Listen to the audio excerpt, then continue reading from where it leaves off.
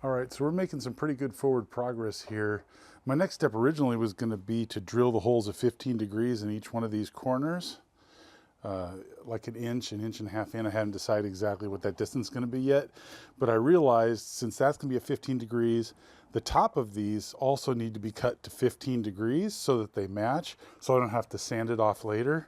And so before I take the vise off the mill so I can set this up, I should probably cut these at 15 degrees. And of course that means I got to nod the head of my mill to 15 degrees, which is something I really dislike doing because I get it dialed in to within a tenth or two and it's such a pain to put back. But we will do that. So I guess next up we're gonna take the top of these guys and mill a 15-degree slot space in it so that when they go in here I can rotate it and have a flat surface to weld to. So we're starting here. This is a 15-degree angle block, and you can see with this ground carbide rod in here that this thing's pretty good at 90 degrees. So next up, we're going to tilt the head back so we'll be 15 degrees. It doesn't need to be super precise, so I don't have to really work hard at this. It's roughly 15 degrees. To be honest, I think my calculated value for an ideal spread of the legs was like 12 degrees rather. So we're going for 15 because it's a nice even amount. I don't have to stack up a bunch of blocks. And it doesn't really matter that much.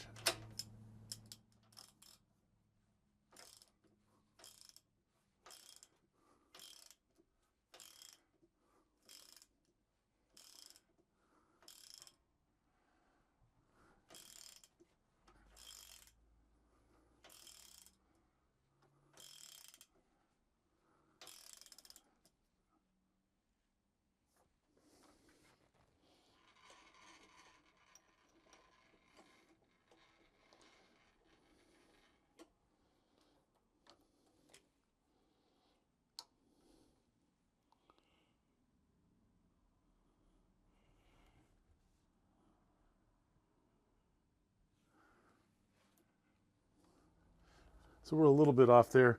There's a gap at the top, so I'm going to lean this back a little more, but it doesn't have to be super precise. We're just looking for reasonable.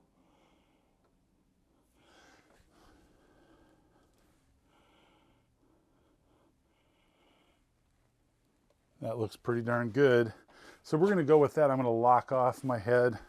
I'm going to pop a facing cutter in here and we'll mill the leg adapters so we can put them in the holes we're going to drill. I think I'm going to try 200 thousandths initially. That's still way above the back, but we'll see. Let's see how that works out. See if that's too much for such a tall item.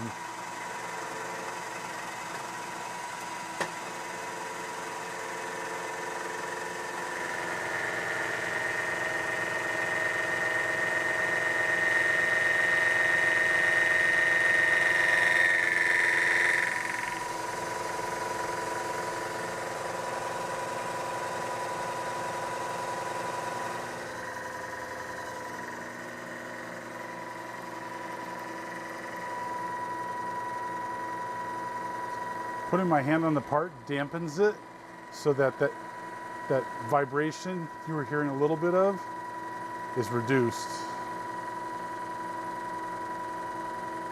Because my hands obviously aren't strong enough to stop it from vibrating completely, but a lot of the energy is lost as my skin and muscle absorb some of that energy.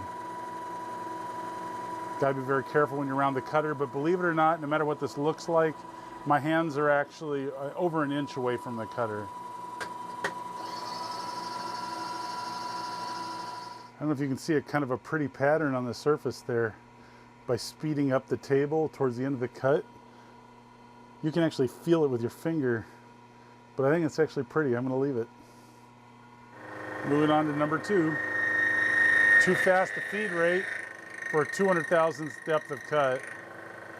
Should just do 100 thousandths at a time. I can go faster feed rate at the cost of having to do an extra pass.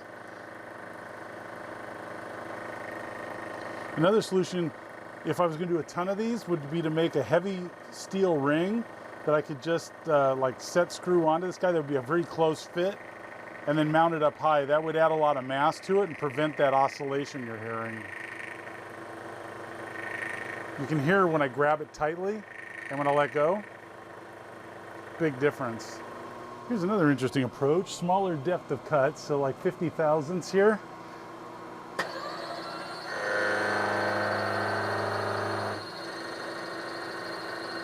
That's pretty impressive, actually. I don't know, as it takes a bigger bite, this feed rate might be a little more challenging, but it's not really having a problem with it.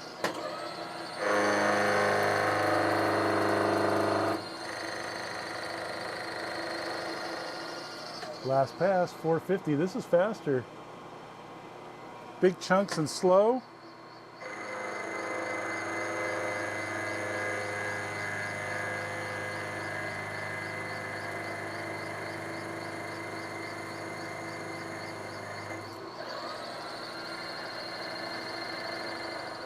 All right, that was the fastest approach yet. That was actually really good.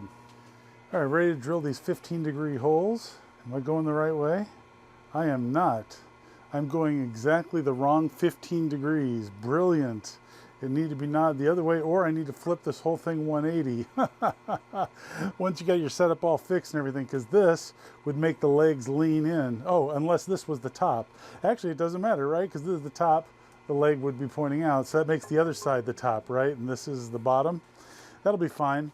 So in order to get this thing square, this is roughly perpendicular to where I need to go. I actually have lines drawn here, and I went down 1 3/4 inches from this rough parallel here to my point where my legs are going to meet on each one of these. So I don't need to build a fancy fixture. Originally I was going to do these angle blocks. We're going to mount it to a fixture plate. This whole thing slides in, except that I hand sanded this, so it's not super precise and it doesn't need to be. So I was doing way too much effort. So what I did is I stacked this. I set this so that 2, 1, 2, 3 blocks in, this thing would sit flat, and then I went up against the back here and I tapped this in and got it square. So that's how I lined it up and clamped it down. So now we just need to drill a hole. How are we going to do that? First step, with a 1/4 inch collet, I've got a 1/4 inch centering finder here, ground, and I'm just lining up on the hole, which I think I am pretty close to. Again, doesn't have to be perfect, but that's pretty darn good. That's within a few thousandths, probably 10 thousandths at least. So we should be good there. Next up, we got to figure out how to cut the hole. So this centers everything, so I need to lock my X and Y axes, and I'll zero my DRO just in case I need to leave and come back. And the tool we're going to use to cut the hole is an annular cutter.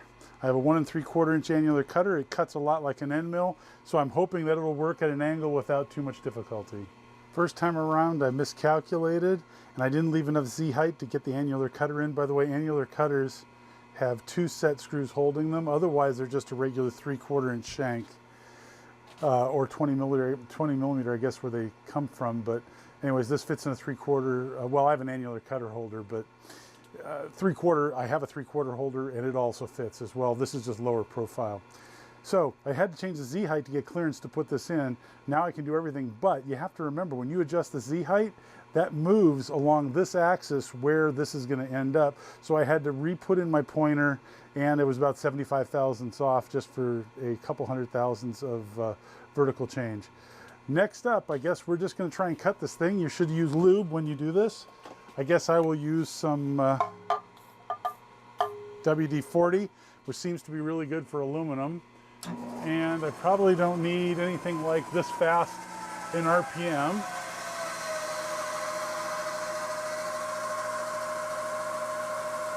I noticed there's a little bit of run out in this annular cutter. I did not buy super expensive ones.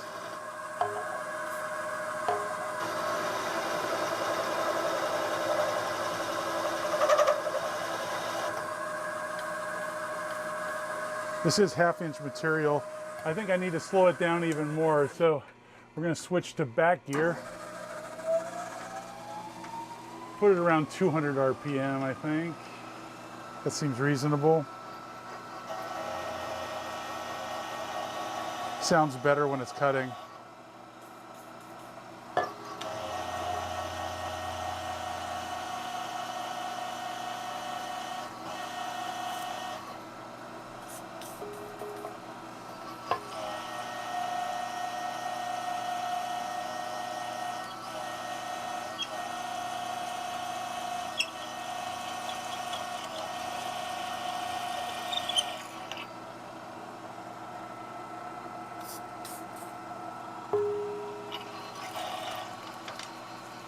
And we're through. That was pretty good, and it's a very clean hole. So you can see how clean that cut is. That's better than a finish I've got on my boring bar plenty of times. That's a great finish. It might be a little larger than 1.75. I'm not sure. I haven't had enough experience with annular cutters to know for sure. Now the main part of the work, the cut, is really quick and easy. It's all the alignment. I got to undo 4 clamps, flip this thing 60 degrees, set it up square again. I got to clean all the chips out, of course, and then set up to drill the next hole. All right, so we set up our next one. I'll zero my axes, lock them off, and get ready to drill the next hole. If you're wondering what the piece I cut out looks like, here's the side profile.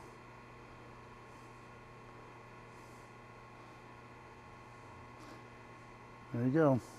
Set up to do the next cut. We'll be doing in just a moment.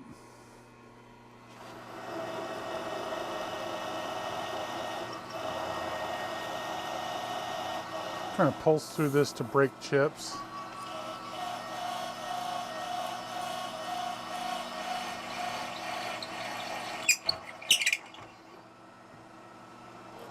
And that's it. The thunk is when the slug falls down and then the blade catches it. Here's the plate with 3 holes cut in it, and here are the pins that'll stick in the legs, and the alignment and feel is pretty good. They're pretty tight. And you can see here when I rotate that it'll be flush when it's perfectly aligned and not flush. Well, if the focus would work. This camera is really having problems. You'll find out later in this video that this camera is having big problems with its autofocus and exposure. It's a major pain. So you can see there that if you rotate just a little bit, it doesn't sit flat. But if you rotate just right, everything sits perfectly flush, because the nod I put on the head was identical to when I cut the pins as it was when I cut the hole. I didn't change anything. I just kept it locked off. And so, of course, they match exactly. Whatever off of 15 degrees I was, so the hole was the same as the pins.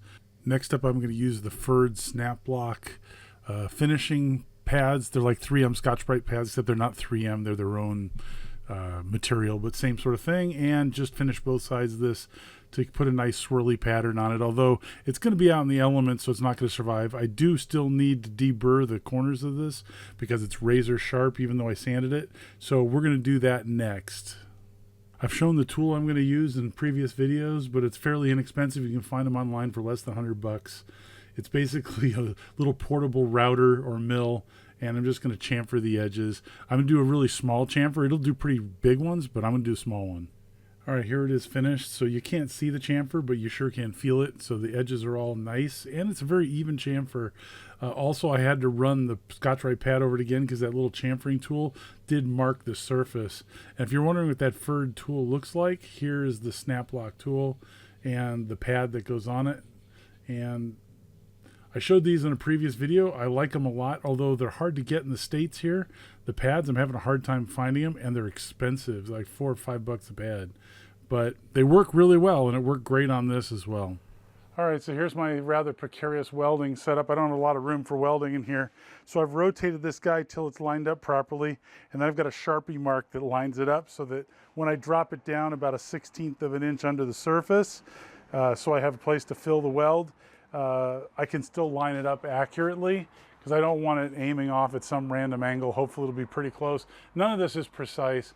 I'd show you more about welding, but the only thing you could learn from me welding is probably what not to do.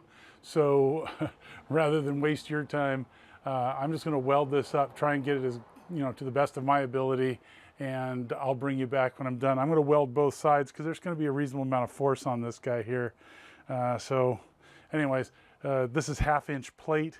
That's a 1 3/4 inch diameter solid chunk of aluminum going in there. So I'm probably going to use all 280 amps of my Miller welder. I don't know, we'll see. Maybe I can get it because I'm recessed a little bit. I don't need full penetration through the whole 1/2 inch of material, and I don't have 500 amps to do it anyways. But I think I can get a decent weld puddle and get this out. If I knew more about welding, I'd probably be able to tell you more, but I don't, so I'll be back. Behold a craptastic but functional weld. My welder really isn't up to the current for this. I I got some that look not terrible, but little only tiny sections. Mostly it looks pretty bad. It's only a 280 amp welder, and I think you probably need like a 350, 500, something in there to do this kind of, because it took full 280 amps to get a puddle to form, and then you had to move really slowly, so it was just pumping a ton of heat in the material. Next up, I want to make the clapper for the bell. I've got this leftover piece of Delrin. I thought, what the heck? And I actually want to leave a band in the middle so that when the clapper, it only hits in a small area. I thought that'd be neat.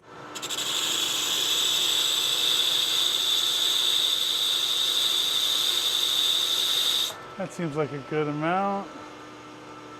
So I'm going to drill a hole through here, fairly small diameter, because I'm using a fairly small diameter string to hold the clapper right now.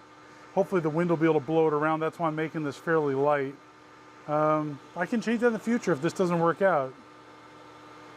There's already a pretty big hole going through the other side. Now I just need to turn it around and clean up the other bit.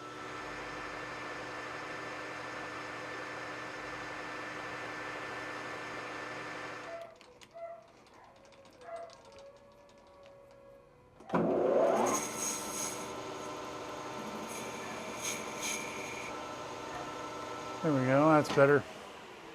Alrighty, I think we're done with the clapper. All right, got 3 pieces of tubing, 5 feet long, cut, and I chamfered the ends on them, cleaned them up nicely. We've got the end pieces, we've got our clapper, we've got the hanging weight on the bottom of the clapper, got the bell, got the stand. All that's left is to assemble the thing. First, I'm going to pound these guys into the bottom of the feet. Oh, that's funny. I made 4 of these. I only need 3. That's hilarious. I don't know. Oh, that's because my wife originally wanted 4 feet, then the design changed. Well, there you go. All right. So I'm going to take 3 of these, pound them in. I'll be right back. After a lot of pounding, I got the feet in here. And the weird thing is, when I was making these in my sample piece, I don't know why, I just cut this off the end of one of these. The sample piece was loose, slid in very smoothly. These are super tight. Now I'm concerned about these. Holy cow. And I can't, these are going to be hard to pound in too. Oh my goodness. I might have screwed up. I might have needed to make these a lot looser. This could be bad. All right, so I got 2 of the legs hammered on my anti-fatigue mat, and of course one of them's tighter than the others. Should have made them all looser. I had no idea that the tubing was going to vary so much, but it does. So I'm saving the 3rd one to put on outside so I don't have to try and get this through the door because it won't fit with a 3rd leg on it.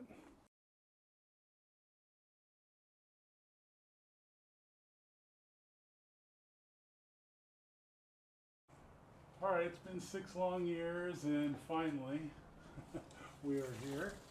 No, not the doggies.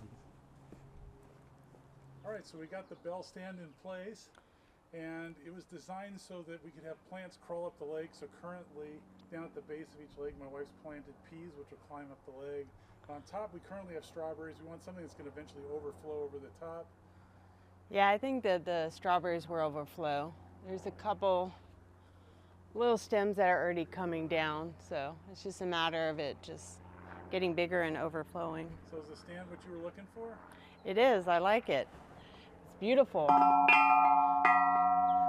Neighbors will love it. Come to dinner. I appreciate all of you for hassling him on his video about the garage tour, about getting the bell done. So thank you for, after 6 years, I owe it all to you guys. I love the triangle on it too.